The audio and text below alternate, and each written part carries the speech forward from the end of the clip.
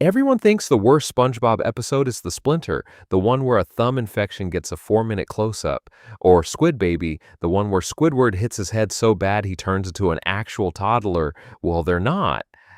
In 2010, SpongeBob fans started a petition to pull an episode off the air, not edit it, but totally remove it.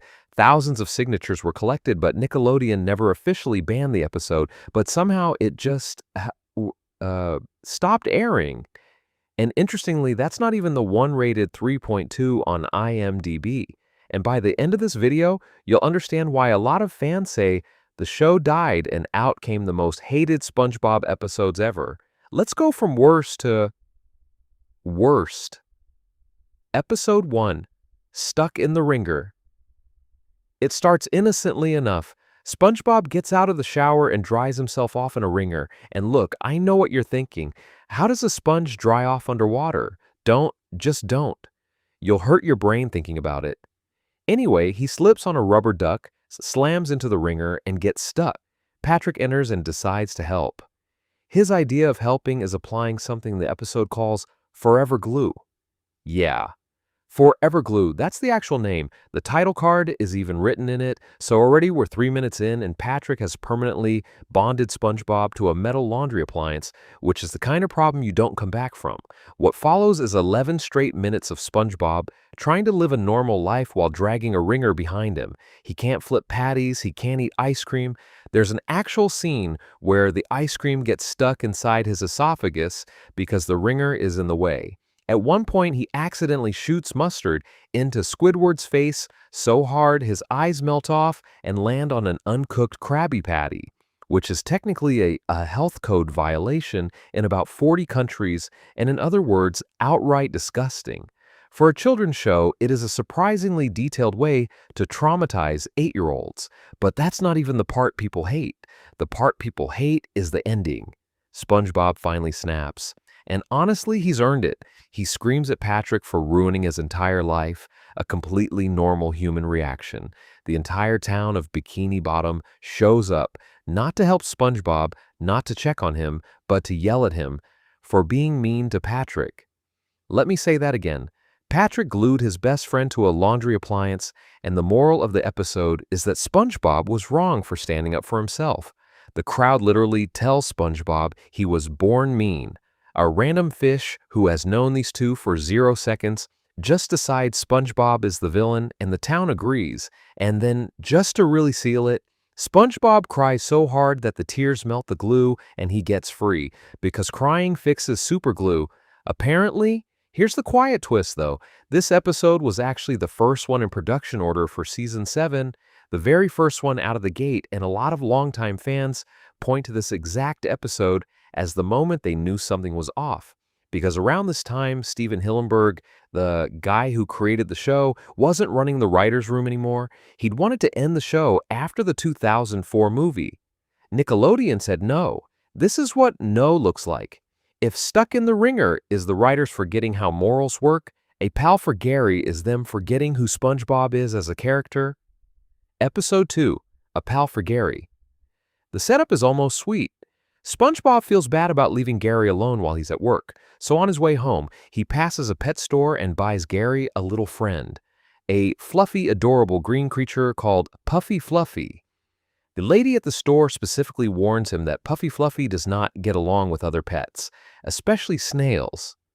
SpongeBob does not listen and doesn't pay, he just grabs Puffy Fluffy and walks off. So this episode opens with SpongeBob committing actual theft. To be fair, not listening is basically SpongeBob's entire personality. Ask Squidward, ask Mrs. Puff, ask the boating test he's failed over 100 times. That's not even the problem yet. The problem is that Puffy Fluffy is a monster, not figuratively, literally, jagged teeth, multiple tongues, shedding skin. The design is a straight reference to the creature from Aliens, which is a choice for a show aimed at 7-year-olds. And every time SpongeBob turns his back, Puffy Fluffy transforms and tries to eat Gary. Now here's where it gets infuriating. Gary burns through every signal a pet can possibly give. He hides, he lassos the monster, he crashes into furniture, and SpongeBob every single time blames Gary. Then we hit the line that broke the fan base. SpongeBob walks in to find Gary literally inside Puffy Fluffy's mouth, on screen, in frame, clearly being eaten, and SpongeBob, in what is now one of the most quoted disasters in the entire show, yells, "Gary, you put Puffy Fluffy down right now." Gary! Ah! You put Fluffy down right now. Sir, that is a mouth, with your pet inside it. He's not holding the monster, he's being held by the monster. Eventually, Puffy Fluffy tries to eat SpongeBob himself.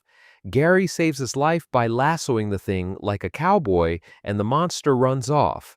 And you would think SpongeBob finally learned something. He does not. He gets mad at Gary for scaring Puffy Fluffy away.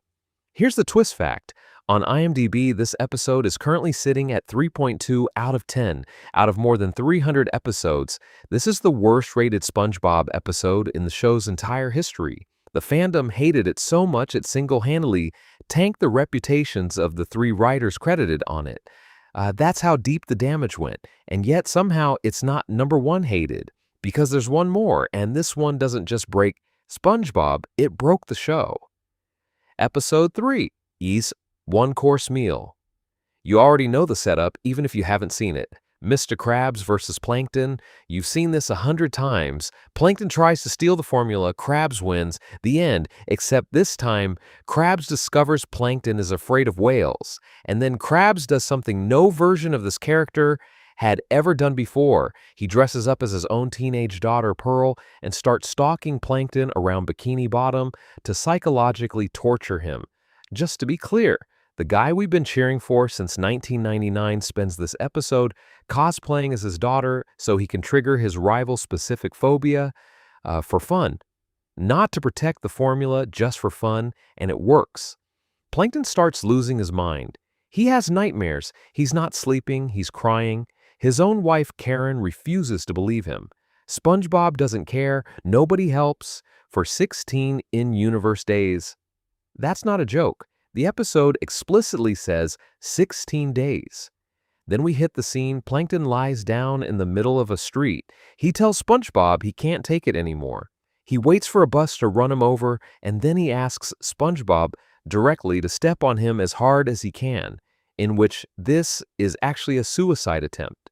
In a SpongeBob episode on Nickelodeon, and when SpongeBob later tells Krabs what Plankton was doing, Krabs laughs. He says, "Really? He's a mess," and cracks up at a suicide attempt that his own bullying caused, and then nothing happens. Krabs gets no real punishment. SpongeBob, after briefly helping Plankton get revenge, betrays him mid-plan and scares him with a whale costume one more time for good measure. Here's a detail most people don't know. Clancy Brown, the voice actor who has played Mr. Krabs since day one, reportedly hated his own lines in this episode. The guy who gives Krabs his voice didn't want to say the words they wrote for him. Fans launched multiple petitions to ban it.